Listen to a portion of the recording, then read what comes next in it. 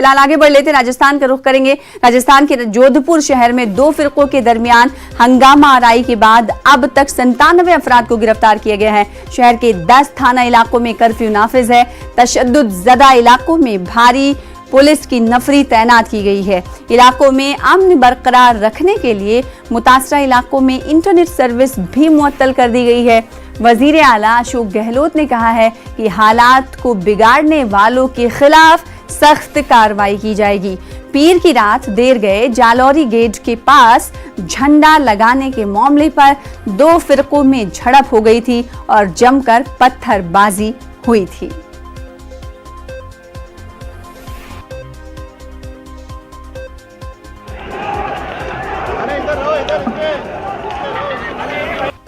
निश्चित रूप से एडमिनिस्ट्रेशन का फेलियर है।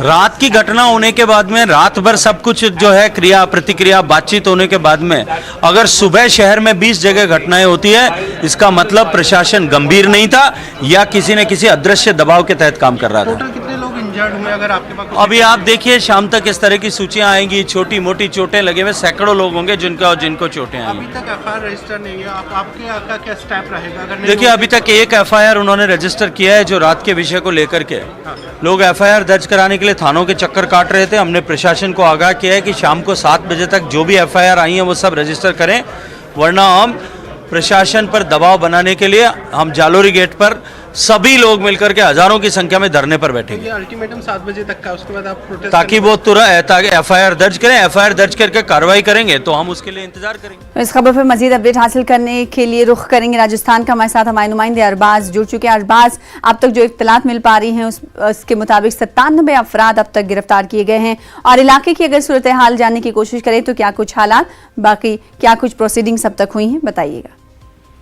देखिए, इस पूरे मामले में जो पुलिस एक्शन में है उसमें अगर देखें तो करीब 200 लोगों को उन्होंने आइडेंटिफाई करने की बात कही है कि जो 200 लोग हैं उन्होंने इसमें पथराव में, लड़ाई झगड़े में, सारी चीजों में जो भी यहाँ पर हरकतें हुई हैं शामिल रहे हैं। करीब 97 लोगों को आप जो बता रहे हैं राउंड अप किया गया है। इसके अलावा लोगों को बाकायदा आइडेंटिफाई किया गया है, उनके चेहरे के साथ में उनकी फोटोग्राफ सीसीटीवी से निकाली गई है ताकि उनको ये साबित किया जा सके वो इस पूरे मामले में शामिल रहे थे।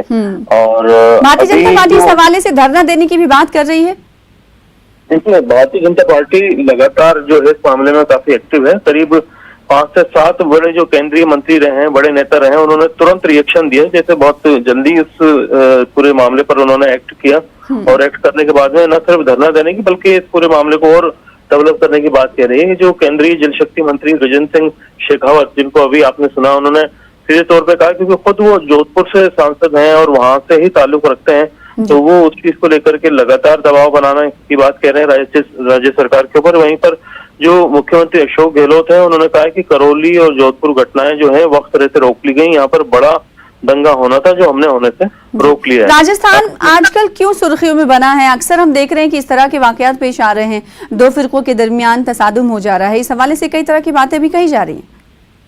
देखिए, राजस्थान लॉ एंड ऑर्डर के मामले में पिछले कोविड काल में अगर देखा जाए तो बहुत अमन और सुकून में रहा है। यहाँ तमाम लोग काफी इत्तेफाक और इत्तेहाद से रहे हैं, लेकिन अभी जैसे जैसे चुनाव नजदीक आ रहे हैं तो राजस्थान के ऊपर फोकस जो है धीरे धीरे बढ़ता जा रहा है और जो बिला वजह की जो चीजें हैं जिनको पहले कभी कोई इशू नहीं हुआ करता था वो चीजें बड़ा मसला बनने लगी हैं। अगर आप देखिए कि राजधानी जयपुर की बात करें, कल ईद की नमाज में हिंदू भाइयों ने बाकायदा फूल बरसा करके मुस्लिम भाइयों का स्वागत किया। लेकिन जोधपुर में ये घटना क्यों हुई, उससे पहले करौली के इशू को लेकर के। लेकिन बड़ी बात यह कि बीजेपी काफी तैयारी के साथ हमलावर है इस पूरे मामले के अंदर। लगातार चाहे करौली की घटना हो, चाहे अलवर की घटना हो, चाहे अब जोधपुर की घटना हो, इन चीजों को लेकर वो पूरी मजबूती से मैदान में उतर रही है और सरकार को घेरने की तैयारी कर रही है। बिल्कुल, Bharatiya Janata party attacking mode में दिखाई दे रही है। इस मामले को लेकर भी बहुत शुक्रिया हमारे साथ अरबाज जुड़ने के लिए और अपडेट देने के लिए।